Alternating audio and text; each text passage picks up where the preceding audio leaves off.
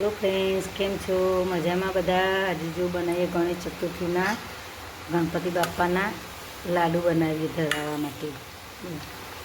આ કકરો લોટ લઈ ગરમ પાણીથી લોટ બાંધ્યો, આવા મુઠિયા કર્યા અને હવે આ તળાય છે.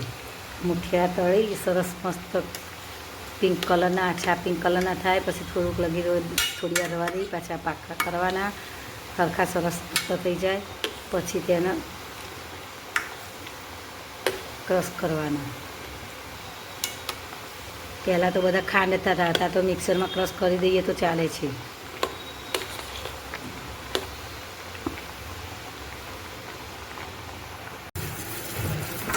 જો ફ્રેન્ડ્સ, મુઠિયા શેકાઈ જશે. હવે આ ચણાનો લોટ શેકું છું. મુઠિયા બધા શેક સરસ મસ્ત થઈ જાય અને હવે ક્રશ કરી. હવે આ લોટ શેકાઈ જાય, ઠંડો પડે ત્યાં સુધી હું શેકીશ. પછી તેમાં બધું નાખીને પછી આપણે લાડુ જે ઘીનો ગોળનો કરવાનો છે, ખડનો કરવાનો છે, ગોળ ખડ બંનેનો કરવાનો.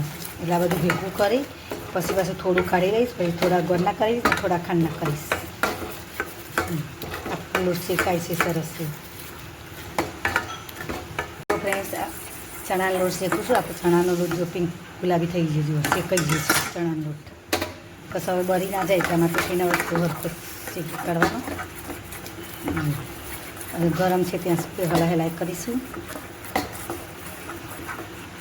ફ્રેન્ડ્સ, તમે આ જુઓ તો વિડીયો જુઓ તો મારી ચેનલને સબસ્ક્રાઈબ કરજો, લાઈક કરજો અને વિડીયો ગમે હોય તો શેર કરજો, કમેન્ટ કરજો. જો આ ચણાનો લોટ શેકાઈ ગયો છે, જો થઈ જશે ને સરસ મસ્ત. હવે હું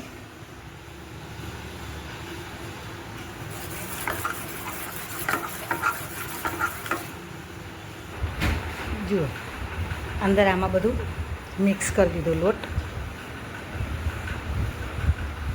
શેકેલો ચણાનો. જો થઈ ગયું સરસ છે.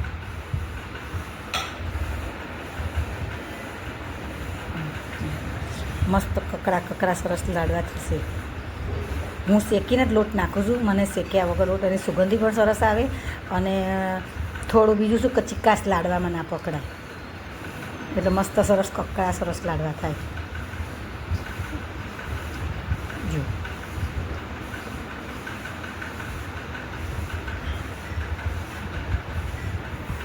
હવે આ કાજુ બદામ ઇલાયચી બધું ભેગું છે આમાં, એટલે બધું ક્રશ કરી દીધું, કટકા કરી અને હવે નાખ્યા દે.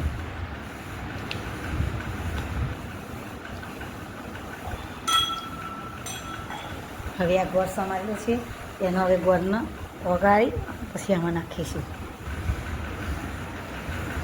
હવે આમાંથી અડધું કાઢી લઉં એટલે અડધા થોડા ખાંડના કરવાના છે. બધાના ગોળને ભાવતા નથી એટલે બધું મિક્સ કરી દીધું. હવે આમાં ખાંડ નાખીને કરીશું. આટલા અને આટલા ગોળના કરીશું.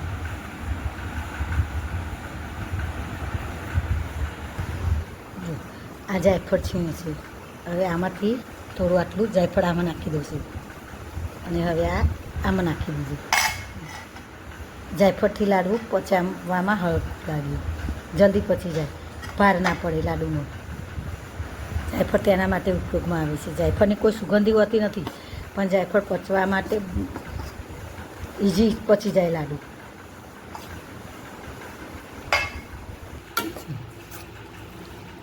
ગોળ ઘી નાખ્યું, એ ઓગળે ત્યાં સુધી આપણે હલાવવાનો.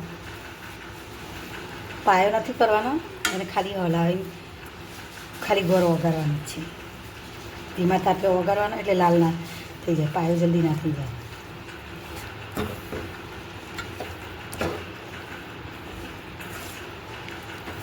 સમારેલો છે એટલે વાર નહીં લાગે. જો ફ્રેન્ડ્સ, બસ આ રીતે કરવાનું. જો ગેસ બંધ કરી દેવાનું તો ધીરે ધીરે બધું તૈયાર થઈ જશે. થઈ જ જશે.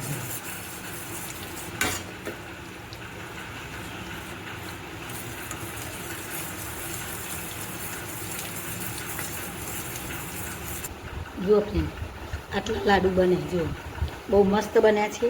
તમે પણ આ રીતે બનાવવા માગતા હોય તો તમે પણ મારી વિડીયો જોઈ તમે બનાવજો, મને લાઈક કરજો, સબસ્ક્રાઈબ કરજો અને આગળ વધવા માટે બેલ આઇકન બટન દબાવજો, એટલે તમારે મારી વિડીયો મૂકેલી તમને તરત જ બધી આવી જશે નોટિફિકેશન.